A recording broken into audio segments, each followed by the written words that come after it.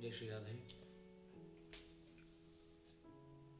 परम पिता परमात्मा की असीम अनुकंपा से एवं परम पूज्य गुरुदेव की आज्ञा और उन्हीं की आशीर्वाद से आज मैं आचार्य रुद्रदेव आप लोगों के सामने प्रस्तुत हूँ।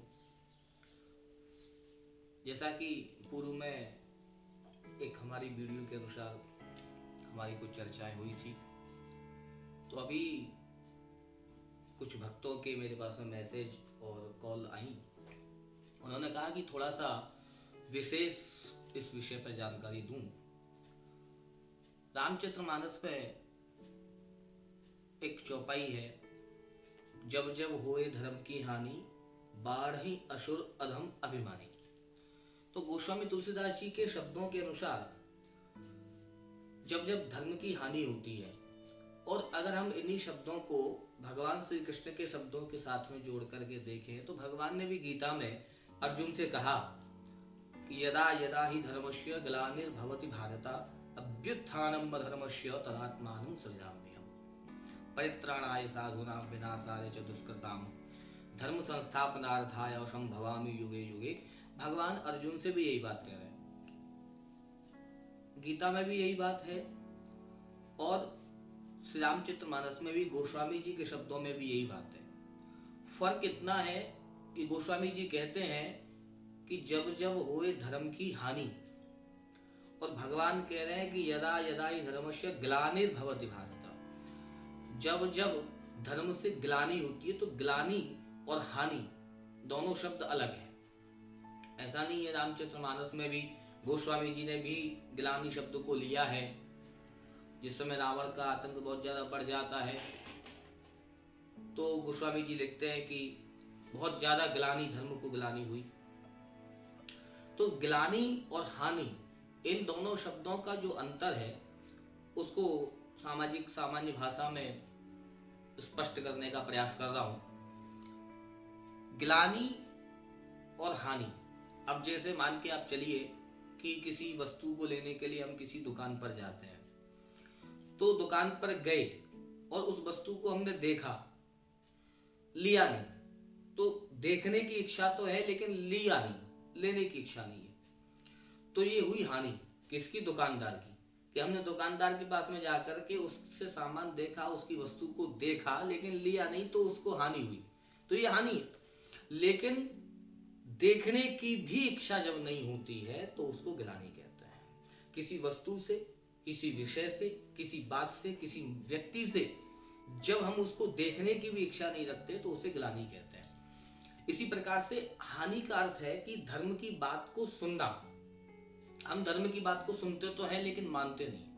आज बहुत जगह पर हम लोग जब जाते हैं तो श्रीमद् भागवत का प्रचार प्रसार करने के लिए, धर्म का प्रचार प्रसार करने के लिए, तो लोग हमसे कहते हैं, बोले अभी महाराज जी कुछ दिन पहले कथा सुनी थी, महाराज जी कुछ दिन पहले हमने प्रवचन, महाराज जी कुछ दिन पहले ये, तो कुछ दिन पहले हमने किया लेकिन अब, तो अब क्यों, बारंबार क्यों? ऐसे एक व्यक्ति ने कहा, बोले कि महाराज जी एक बात कहूं। बोले हाँ। बोले कि आप के और श्रोताओं के मध्य का जो संबंध है वो कुछ ऐसा है कि जैसे एक ठंडे नल खुला हो और उसके नीचे एक घड़ा उल्टा करके रख दो। मतलब वो घड़ा जो है उल्टा रखा है और ऊपर से पानी का नल खुला हुआ है। मैंने कहा मतलब? बोले आपकी जो वाणी है, आपके जो शब्द हैं, आप ऐसे बोल रहे हैं जैसे कि कोई नल खुला हुआ है, अपनी पूर्ण प्रवाह, पूर्ण धारा से वो उसमें से जल निकल रहा है, और नीचे जो घड़ा है वो उल्टा रखा है तो उस पर कोई प्रभाव नहीं है। आजकल जो श्रोता हैं वो कुछ ऐसे ही हो गए।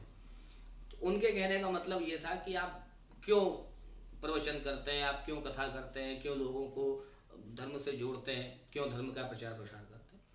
उनको एक जवाब दिया कि मानता हूं कि आजकल के जो श्रोता हैं वो उल्टे घड़े की तरह रखे हैं, ठीक है, लेकिन एक बात देखने की है कि वो घड़ा उल्टा रखा है, वो भरेगा नहीं।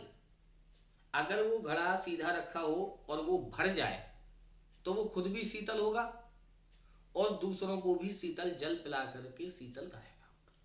लेकिन अगर वो घड़ा उल्टा रखा है तो कम से कम जितनी देर वो नल के नीचे रखा है उतनी देर वो घड़ा तो शीतल रहेगा।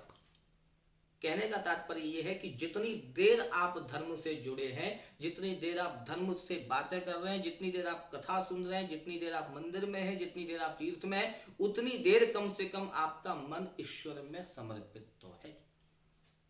ये आज क्या हो रहा है, आज धर्म की हानि कि हम लोग धर्म को सुनते तो हैं लेकिन हम उसे अनुपालन अपने जीवन में नहीं लाते, तो धर्म की हानि। लेकिन ग्लानि क्या है जो आज हो रही है। हानि तक तो भगवान सहन कर लेते हैं, हानि तक तो क्या होता है, हानि होती है तो भगवान क्या अपने संतों को, अपने पुत्रों को, महात्माओं को इस संसार में भेजते हैं और धर्म का प्रचार प्रसार करते हैं। देखिए सबसे बड़ी बात, एक बात बताना चाहूंगा और कहना चाहूंगा कि संत केवल किसी एक धर्म विशेष में नहीं होते, संत केवल एक समुदाय में नहीं होते, संत केवल एक जाति में नहीं होते। संत का जो मतलब है जो धर्म का प्रचार प्रसार करे और जो हमारे जीवन शैली को ईश्वर से जोड़े, जो हमारी जीवन शैली को भगवान से जोड़े, अल्लाह से जोड़े, मसीहा से जोड़े, जो भी भगवान है। देखिए भगवान का अर्थ ये नहीं है कि केवल एक ही भगवान, भगवान है, भगवान के अलग अलग प्रकार के स्वरूप हैं। संत किसी एक समुदाय, एक जाति या एक धर्म से जुड़े हुई चीज नहीं है। संत का मतलब है जो संसार से विरक्त हो चुका है और भगवान की ओर अग्रसर है, जो हमें हमारे जीवन में, हमारे गृहस्थ जीवन में रहते हुए हमें भी भगवान से जोड़ने का प्रयास करे, जो हमें हमारे धर्म के विषय में पूर्णतः जानकारी दे, जो हमें हमारे धर्म से जोड़े। संत वो है। केवल एक सामाजिक रूप से किसी भी व्यक्ति विशेष को संत कहना मुझे नहीं लगता ठीक होगा। हर समुदाय में संत है, जो उस समुदाय, उस धर्म को आगे बढ़ाए वो संत है।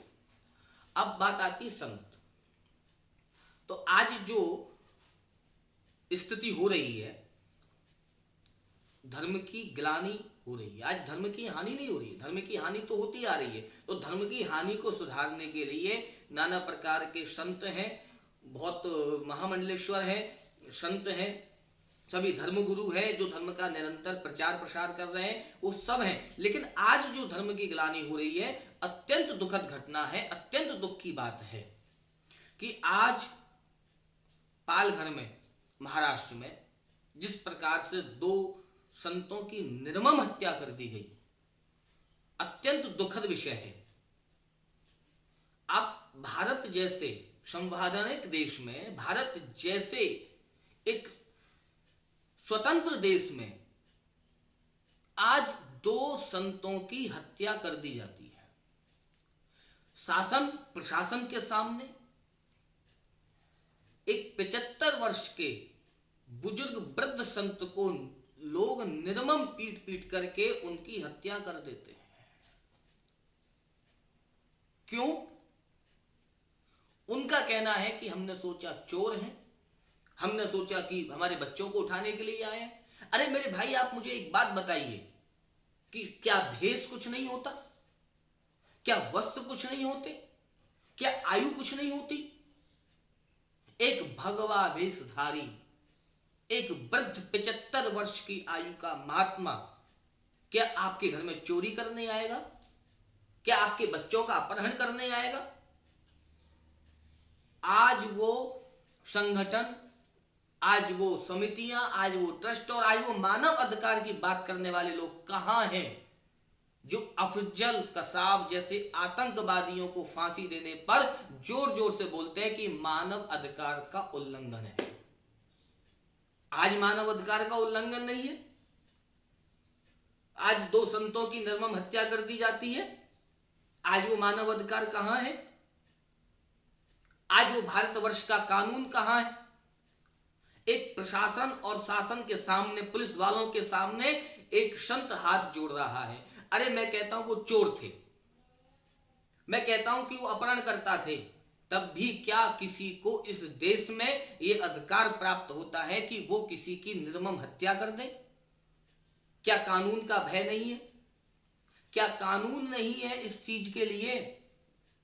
पुलिस वहां उपस्थित है, पुलिस का अधिकार है कि उन संतों को चाहे वो जिम्मेदारी से उनके स्थान तक पहुंचा दे, और अगर शक है कि वो चोर हैं या अपहरण करता है तो उनको थाने ले जाए, पुलिस स्टेशन ले जाए, उनके ऊपर मुकदमा कायम हो। लेकिन क्या निर्मम हत्या कर देना उचित है? और उसके बाद में जब हमारे पत्रकार बंधु प्रश्न करते हैं तो उनके ऊपर भी ईंट बरसा करके उनका अपमान किया जाता है, उनके अधिकारों के ऊपर प्रश्न किया जाता है। क्या भारतवर्ष का कानून इतना कमजोर हो चुका है? ये एक संत की हत्या नहीं है, ये पूरे भारतवर्ष के गौरव की हत्या है, ये पूरे भारतवर्ष के लोगों के हृदय की हत्या है, ये पूरे भारतवर्ष के लोगों की भावनाओं की हत्या है। जो लोग अपना घर बार परिवार छोड़ करके धर्म प्रचार प्रसार के लिए लगे हैं, उनकी लोग निर्मम हत्या कर देते हैं। यही धर्म की गिलानी है। धर्म की हानि होना तब तक ठीक, लेकिन जब धर्म की गिलानी होती है तो इसी प्रकार का कहर परमात्मा का बरसता है, जो आज वैश्विक आपदा के रूप में, विश्व के संकट के रूप में हमारे और आपके सामने उपस्थित है। इसलिए मेरे भाइयों, इस समय पर हम लोगों को धर्म संप्रदाय इत्यादि को छोड़ करके एक दूसरे का साथ देना चाहिए और एक दूसरे को समझना चाहिए। ये जाति विवाद, धर्म विवाद, सांप्रदायिकता, ये क्या है? मेरे भाई एक बात बताइए कि मृत्यु का कष्ट किसको कम और किसको ज्यादा होता है? जब बालक जन्म लेता है तो जन्म का जो कष्ट उसकी मां को होता है, वही आपकी मां को हुआ होगा जब आपने जन्म लिया होगा। जन्म और मृत्यु का कष्ट सबको बराबर ही होता है। वेद कहता है भोगानुवृत्ति भोगानिवृत्ति। एक चींटी को भोग भोगने में जो सुख प्राप्त होता है, वही हाथी को भी भोग भोगने में सुख प्राप्त होता है। उसी प्रकार से एक चींटी को भी मृत्यु प्राप्त होने में जो कष्ट होता है, वही एक हाथी को भी होता है। मृत्यु कभी संप्रदाय, धर्म, जाति नहीं देखती। मृत्यु का कष्ट जो आपको है वो दूसरे को है, वही सब जातियों को है, वही सब धर्मों को में है, वही सब संप्रदायों में है। इसलिए मेरे भाई, किसी की हत्या करने से पहले आप ये सोचो कि उसकी मृत्यु में उसे कितना कष्ट होगा। आपको यह अधिकार कदापि नहीं है कि आप भारतवर्ष में रहकर के किसी संत, किसी महात्मा की निर्मम हत्या कर दें। आज अश्रुपूर्ण श्रद्धांजलि उन संतों को मैं देता हूं।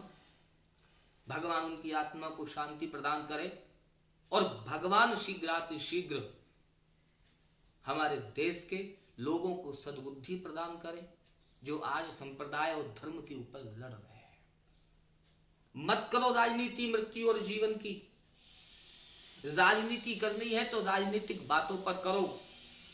जीवन और मृत्यु की कभी राजनीति नहीं होती मेरे भाई।